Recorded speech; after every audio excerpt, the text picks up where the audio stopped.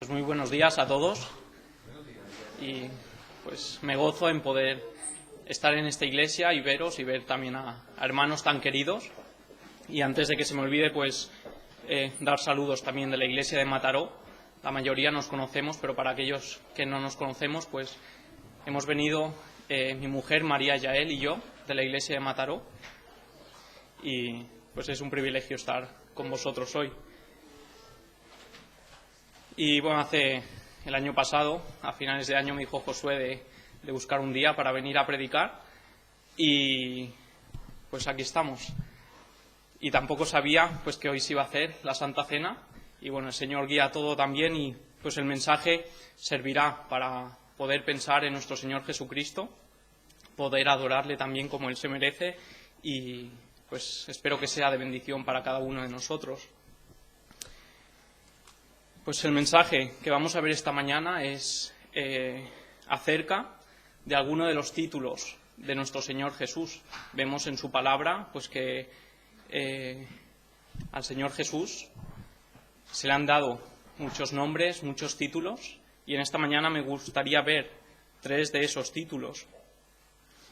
Y pues a través de ir viendo cada uno de ellos, pues me gustaría que pudiéramos recordar al Señor pues en el tiempo que tendremos también de la Santa Cena, pero también pues durante toda la semana, y que nos pueda quedar grabado en nuestro corazón. Y cada uno de estos 3 títulos, y los 3 pues en conjunto, también resumen pues de una forma gloriosa la enseñanza de nuestro Señor Jesucristo acerca de su persona y de su obra, que podemos ver pues revelada en su palabra. Y vamos a ver el primero ya, y el primero de ellos pues es muy conocido por todos, es el Verbo. Seguro que si os pregunto en qué versículo podemos hallar ese nombre, pues muchos de vosotros lo podríais decírmelo seguro. Así que vamos a buscar. Si queréis acompañarme, en esta mañana vamos a leer bastantes versículos, así que pues si queréis acompañarme a la lectura de cada uno de ellos, vamos a abrir nuestras Biblias en Juan capítulo 1 y versículo 1.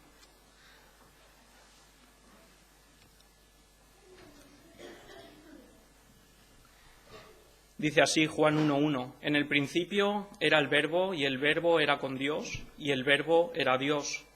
Este era en el principio con Dios. Todas las cosas por Él fueron hechas, y sin Él nada de lo que ha sido hecho fue hecho. En Él estaba la vida, y la vida era la luz de los hombres. Y ahora pasamos al versículo 14. Dice: Y aquel Verbo fue hecho carne, y habitó entre nosotros. Y vimos su gloria, gloria como del unigénito del Padre, lleno de gracia y de verdad. Pues aquí tenemos este primer título, el Verbo, y pues el versículo 1, seguro que todos nosotros lo recordamos de memoria. Y esta palabra verbo, pues la traducción la podemos encontrar en que es la palabra logos, y este logos significa pues eso mismo, una palabra, algo que se expresa, pero es una palabra pues que no está simplemente escrita o la podemos leer, sino que es una palabra pronunciada también por una voz viviente, es una palabra expresada a viva voz y que expresa un pensamiento claro. Y pues este logos, este verbo también implica un discurso, una mente o una facultad de pensar. Así que este primer título pues nos sugiere, en primer lugar, que Cristo, a quien se refiere esta palabra de logos, es aquel que nos revela al Padre. Nos da a conocer al Padre, y como podemos leer también en Mateo capítulo 11 y versículo 27, dice: Todas las cosas me fueron entregadas por mi Padre, y nadie conoce al Hijo sino el Padre, ni al Padre conoce alguno sino el Hijo, y aquel a quien el Hijo lo quiera revelar. Y tenemos 2 pasajes más también en Juan capítulo 1 y versículo 18. A Dios nadie le vio jamás. El unigénito Hijo que está en el seno del Padre, Él le ha dado a conocer. Y en Hebreos capítulo 1 y versículos 1 y 2. Dios, habiendo hablado muchas veces y de muchas maneras en otro tiempo a los padres por los profetas, en estos postreros días nos ha hablado por el Hijo, a quien constituyó heredero de todo, y por quien asimismo hizo el universo. pues vemos estos versículos, cada uno de ellos hace referencia pues al papel que tiene el Hijo de Dios, el Verbo, como aquel pues que nos comunica, que nos expresa y que nos explica y da a conocer pues al Padre, que es Dios también. Dice que el que me ha visto a mí, ha visto al Padre, podemos leer también en la palabra. Fue lo que dijo pues el Señor a sus apóstoles en aquella última noche. Sí que tenemos este Verbo, que es el nombre del Señor Jesús, que nos da a conocer al Padre a través de su Hijo y que nos recuerda también, es importante, pues ese oficio profético de Cristo. Nos proclama a Dios, nos proclama su voluntad. Y si queréis acompañarme a Lucas, el Evangelio de Lucas, capítulo 24. Lucas 24, versículo 19. Dice, entonces él les dijo, ¿qué cosas?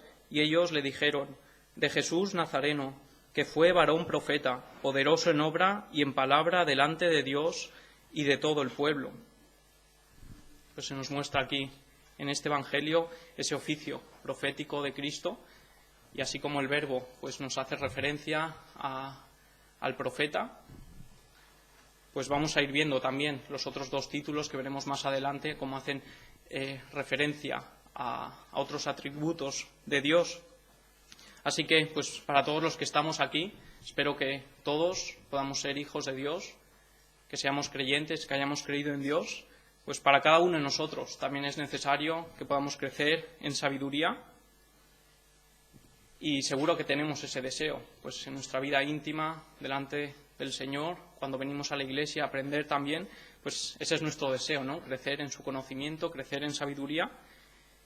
Pero hay veces pues que tenemos también problemas, tenemos impedimentos, tenemos situaciones difíciles en nuestra vida y pues nos puede parecer que es difícil tomar decisiones sabias, decisiones conforme a Dios en estas situaciones complicadas o adversas. Y pues seguro que cada uno de nosotros queremos conocer mejor a nuestro Dios, queremos saber cuál es su voluntad para poder crecer en esa sabiduría y tomar estas decisiones sabias. Así que, pues este primer título, el Verbo, aquel que nos anuncia al Padre, debe de ser para nosotros pues como una medicina que satisface nuestras más profundas ansias por adquirir esa sabiduría, por obedecerle. Por eso también Pablo nos dice que en él están escondidos todos los tesoros de la sabiduría y del conocimiento, y que pues Jesucristo es esa fuente de sabiduría para nosotros. Pero aparte pues de este significado que nos lleva al Padre, el Verbo también pues hace referencia a algo más, y hace referencia a una naturaleza divina, a la naturaleza propia de Cristo como Hijo de Dios.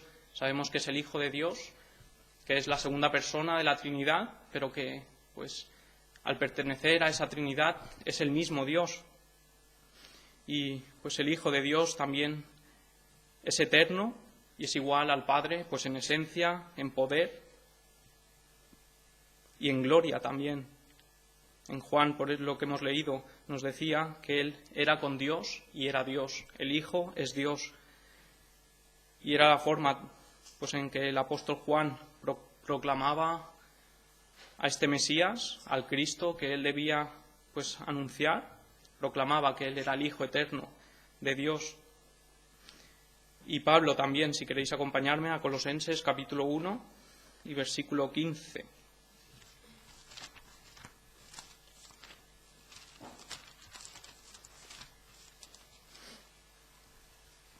Vamos a leer del versículo 15 al versículo 17. Él es la imagen del Dios invisible, el primogénito de toda creación, porque en Él fueron creadas todas las cosas, las que hay en los cielos y las que hay en la tierra, visibles e invisibles, sean tronos, sean dominios, sean principados, sean potestades. Todo fue creado por medio de Él y para Él. Y Él es antes de todas las cosas, y todas las cosas en Él subsisten. Y esta misma verdad también podemos leerla en Hebreos capítulo 1 y versículo 3, cuando dice: el cual, siendo el resplandor de su gloria y la imagen misma de su sustancia, y quien sustenta todas las palabras con la palabra de su poder, habiendo efectuado la purificación de nuestros pecados por medio de sí mismo, se sentó a la diestra de la majestad en las alturas. Una y otra vez vemos en estos versículos pues que el Hijo de Dios, el Señor Jesucristo, es Dios también, está sentado junto a su Padre. Y pues cuando recordamos en estos momentos, en la Santa Cena o en nuestro diario vivir, debemos ver al Señor Jesús como este Verbo de Dios, y debemos verle como aquel que nos revela al Padre, y recordar pues también que fue ese Dios que se encarnó en un hombre. Y si queremos pues tener una mayor apreciación de este sacrificio que el Señor Jesús hizo cuando Él tomó esta forma de siervo, cuando Él fue llevado a la cruz, pues debemos conocer y recordar quién era Él antes de que viniera a la tierra, antes de que tomara esa forma de hombre. Y así podemos comprender también mejor la renuncia que Él tuvo que hacer. Y poder ver pues su grandeza. Esta palabra del Verbo nos recuerda pues cuán grande fue el Señor y es el Señor Jesucristo, lo que tuvo que padecer y pues cuántas cosas tuvo que dejar de estar en la presencia con el Padre a bajar a esta tierra y por un breve instante pues romper esa comunión con Dios, con el Padre.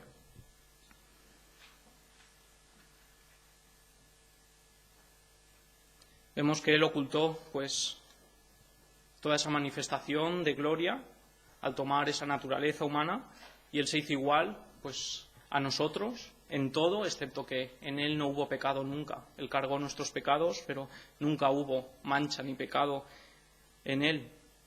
Y Él pues podría haber venido aquí y haber reclamado pues el derecho que Él tenía a tener honra y gloria, pero estuvo dispuesto a venir a este mundo pues sin mostrar toda esa gloria que Él tiene, y podemos agradecer a este Verbo de Dios que se encarnó y que nos amó pues para poder hacer esta obra.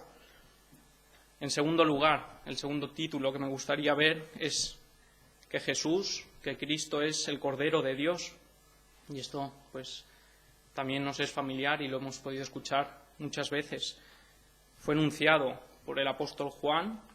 De hecho, pues siempre que se habla de el Cordero de Dios, vemos en la Escritura muchas veces que se habla del Cordero, a veces pues hablando de Dios indirectamente, pero siempre que se enuncia Cordero de Dios, pues podemos verlo, que está en los libros que están escritos por el apóstol Juan. Lo podemos ver en Juan, lo podemos ver en las epístolas también de Juan, y podemos verlo en Apocalipsis, otro libro que escribió el apóstol.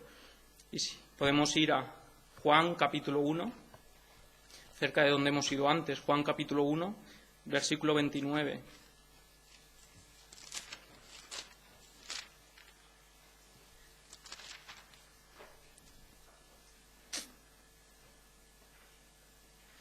Dice Juan 1:29: el siguiente día vio Juan a Jesús que venía a él y dijo: he aquí el Cordero de Dios, que quita el pecado del mundo.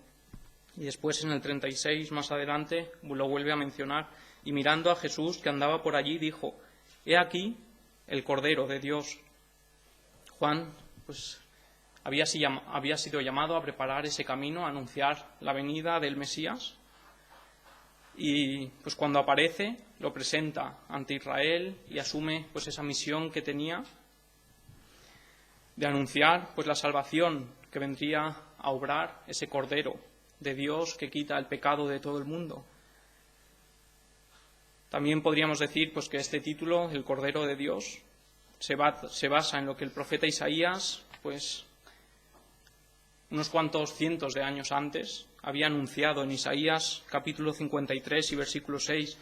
Dice: todos nosotros nos descarriamos como ovejas, cada cual se apartó por su camino, mas Jehová cargó en él el pecado de todos nosotros.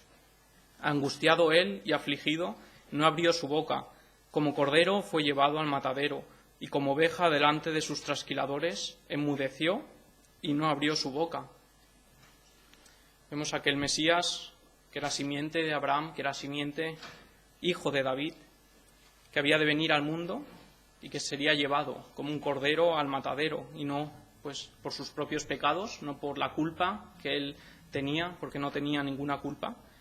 Él era totalmente inocente, sino por los pecados de su pueblo y por los pecados de cada uno de nosotros. Podemos ver también en Apocalipsis, capítulo 5 y versículos 8 y 9, que se habla de este cordero. Dice: y cuando hubo tomado el libro, los 4 seres vivientes y los 24 ancianos se postraron delante del cordero. Todos tenían arpas y copas de oro llenas de incienso, que son las oraciones de los santos.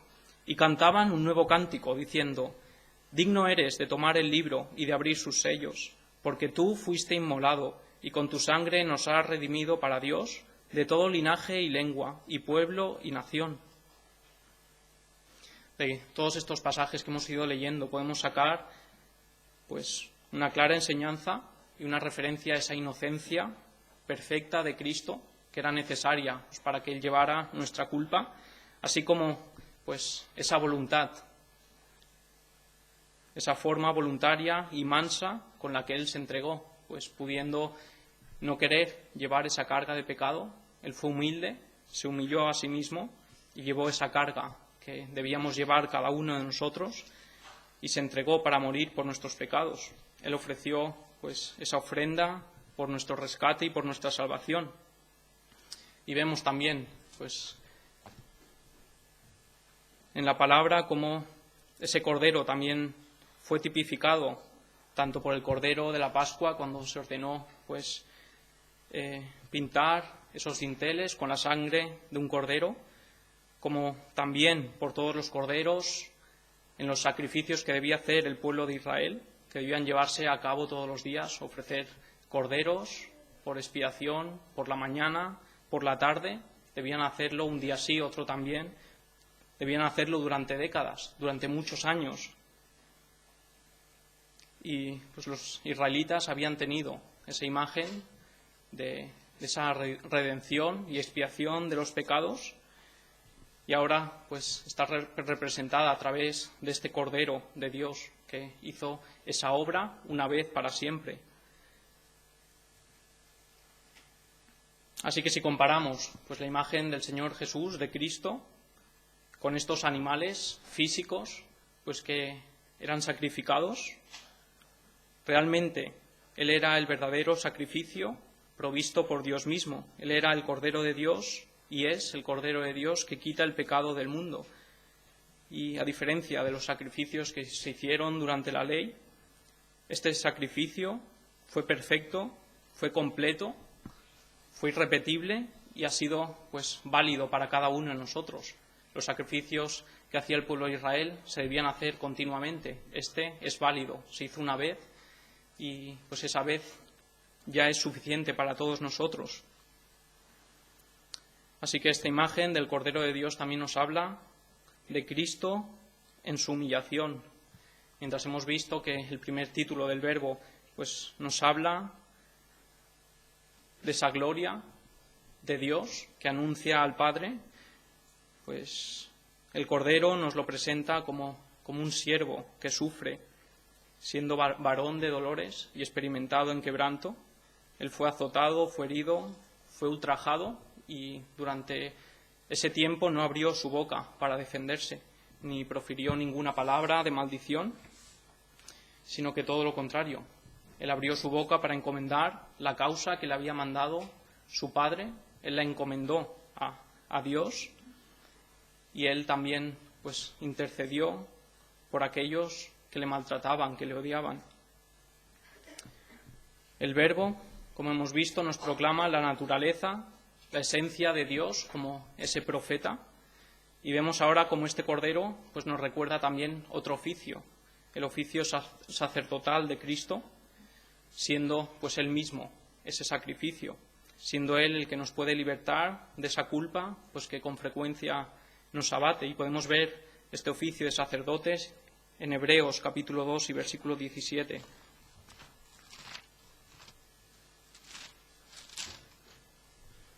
Hebreos 2, 17 dice: por lo cual debía ser en todo semejante a sus hermanos, para venir a ser misericordioso y fiel sumo sacerdote en lo que a Dios se refiere, para expiar los pecados del pueblo.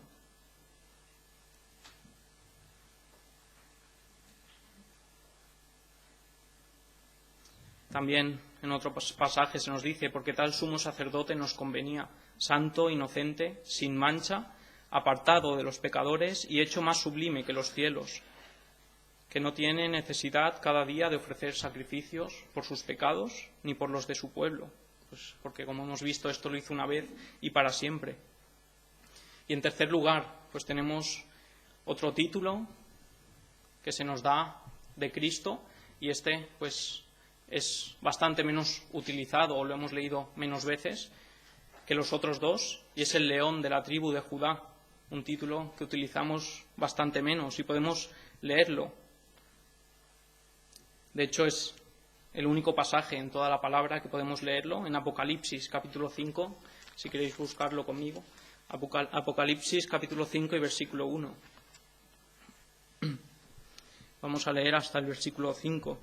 Dice: y vi en la mano derecha del que estaba sentado en el trono un libro escrito por dentro y por fuera, sellado con 7 sellos. Y vi a un ángel fuerte que pregonaba a gran voz: ¿quién es digno de abrir el libro y desatar sus sellos? Y ninguno, ni en el cielo, ni en la tierra, ni debajo de la tierra, podía abrir el libro, ni aun mirarlo. Y lloraba yo mucho, porque no se había hallado a ninguno digno de abrir el libro, ni de leerlo, ni de mirarlo. Y uno de los ancianos me dijo: no llores, he aquí que el león de la tribu de Judá, la raíz de David, ha vencido para abrir el libro y desatar sus 7 sellos.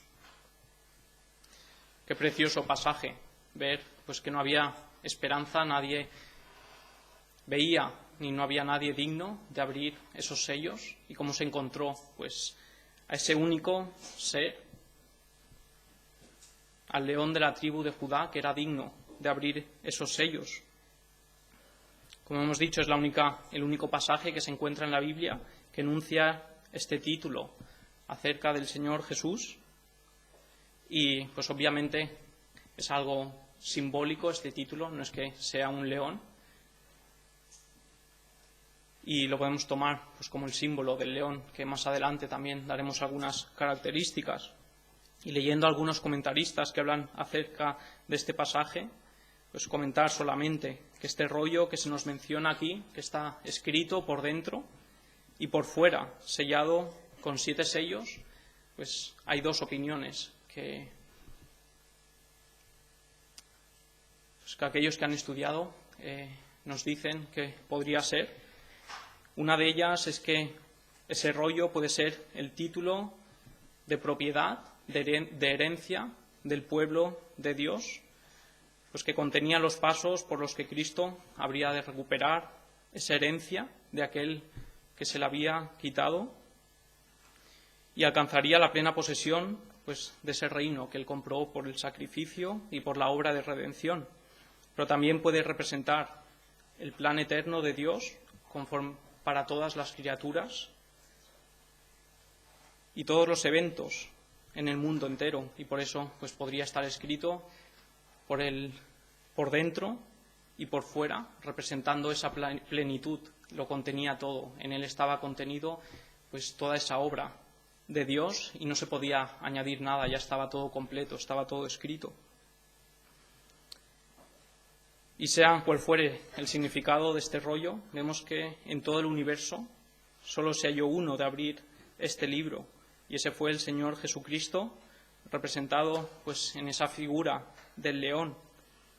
Y cuando se nos presenta pues a Cristo en esta figura del león, nos habla de la autoridad, de la fuerza, del poder que caracteriza pues a este animal. Es el Mesías prometido de la tribu de Judá y heredero también del trono de David. A esto hacía referencia Jacob cuando dijo en Génesis capítulo 49 y versículo 9: cachorro de león Judá, De la presa subiste, hijo mío. Se encorvó, se echó como león, así como león viejo. ¿Quién lo despertará?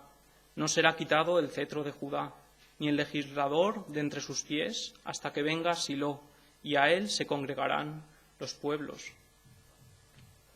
Pues tal como fue profetizado, vemos que el Mesías nació de la tribu de Judá. Y esta profecía que hizo Jacob en su lecho de muerte, pues al final terminó cumpliéndose, como todas las profecías y las promesas que tenemos en la palabra. Ahora, tomando esta figura completa, vemos que representa a un Cristo vencedor que ha adquirido pues esa potestad de abrir cada uno de los sellos. Ese Cristo vencedor que ha vencido a Satanás, que ha vencido a este mundo, que ha vencido al pecado y que ha vencido también a la muerte. Él se levantó victorioso para resucitar al tercer día, y tomar el libro pues de la diestra del Padre puede representar también esa exaltación de Cristo, por la cual se le ha dado esa potestad sobre los cielos y la tierra, una vez que fue crucificado primero, fue resucitado y ascendió pues a la diestra del Padre.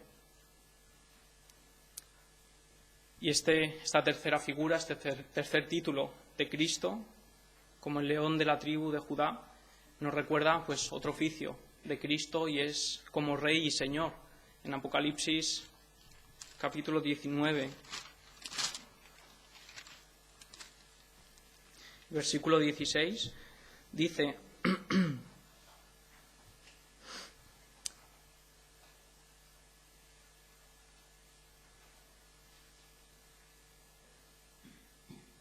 Podemos leer un poco antes, vamos a leer desde el 11, dice: Entonces vi el cielo abierto, y aquí un caballo blanco, y el que lo montaba se llamaba Fiel y Verdadero, y con justicia juzga y pelea. Sus ojos eran como llama de fuego, y había en su cabeza muchas diademas, y tenía un nombre escrito que ninguno conocía sino él mismo. Estaba vestido de una ropa teñida en sangre, y su nombre es el Verbo de Dios. Vemos aquí otro de los títulos que hemos visto antes. Y los ejércitos celestiales, vestidos de lino finísimo, blanco y limpio, le seguían en sus caballos blancos. De su boca sale una espada aguda, para herir con ella a las naciones, y él las regirá con vara de hierro. Y él pisa el lagar del vino del furor y de la ira del Dios Todopoderoso.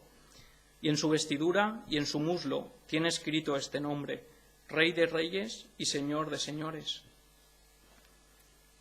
Vemos aquí este majestuoso título que tiene nuestro Dios, que tiene el Señor Jesús, Rey de Reyes y Señor de Señores. Y meditar pues acerca de este título, meditar en Cristo, pues reconociéndole como Rey de Reyes y Señor de Señores, pues es una respuesta también que debe salir de nuestra parte al meditar en Él y al intentar encontrar pues una respuesta a cada una de esas necesidades que podemos tener cada uno de nosotros, necesidades profundas en nuestra alma, pues acerca de victoria en algunos aspectos, o pues acerca también de aliento o ánimo. Hemos visto cómo el Verbo satisface nuestra ansia por conocer a Dios, por adquirir sabiduría. Hemos visto también que el Cordero satisface nuestra necesidad de poder ser limpios de nuestra culpa.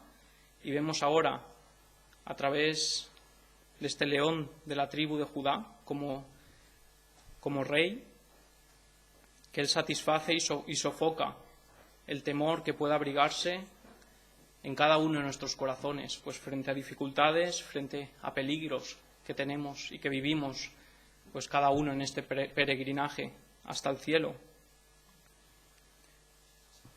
Pero tenemos también pues una respuesta para todo esto, y como la halló el salmista también, y podemos regocijarnos con él. Él dijo: en el día que temo, yo en ti confío, en el Salmo 53:3, o en el Salmo 23 también dijo: tu vara y tu cayado me infundirán aliento, aunque ande en valle de sombra, no temeré mal alguno. Este es un fruto de poder meditar, de poder poner nuestra fe en Jesús, como ese león de la tribu de Judá.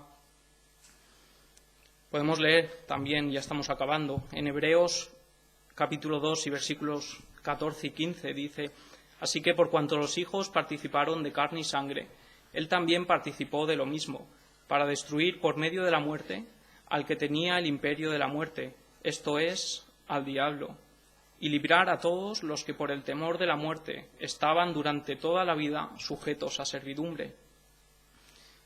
A cada uno de nosotros, pues esos temores nos someten a servidumbre, pero vemos como Cristo es el que nos libera del temor, ese Verbo, ese Cordero de Dios y ese león de la tribu de Judá nos libera de ese temor. Y ahora, pues que estamos recordando la obra del Señor Jesús en la cruz, no nos mueven cada uno de estos pensamientos a ser agradecidos a nuestro Dios, al Señor Jesús, por nuestra salvación, para todos aquellos que la hayamos alcanzado, para aquellos que todavía no le hayan conocido, pues no te mueve a querer esa salvación, a querer librarte de esa culpa de pecados y a querer y anhelar esa salvación, y en el caso de los cristianos, a darle gracias a Dios por ese precio tan alto que el Hijo de Dios tuvo que pagar. Y al oír pues estas palabras, no deseamos también autoexaminarnos cada uno y despojarnos pues de todo ese pecado que todavía pueda haber en nosotros, de ese pecado que nos asedia, no nos anima a querer despojarnos pues de ese temor que hay en nosotros. No anticipamos también con ansia ese encuentro definitivo que vamos a tener con nuestro Dios, cada uno de nosotros, pues cuando Él venga y cuando estemos delante de su presencia. Pues todos estos pensamientos son para que estemos eternamente bajo su presencia y protección y que podamos alabarle, que podamos glorificarle para siempre y que podamos proclamar con gozo también en nuestro corazón que Él es digno de gloria, que Él es digno de honor y de toda honra también. Y pues me gustaría en esta mañana que os quedarais con estos tres títulos y pues estos tres significados. El Verbo es el profeta y nos mueve a glorificar al Señor Jesús por anunciar al Padre, a glorificarle por quien Él es y porque Él es Dios. El pensamiento del Cordero de Dios como sacerdote pues nos lleva también a mostrar gratitud por el sacrificio que Él hizo en la cruz. Y por último, ese león de la tribu de Judá, como Rey de reyes y Señor de señores, nos lleva pues a poder confiar cada uno de nosotros frente al temor que pueda haber en nuestra vida. Pues que el Señor bendiga su palabra.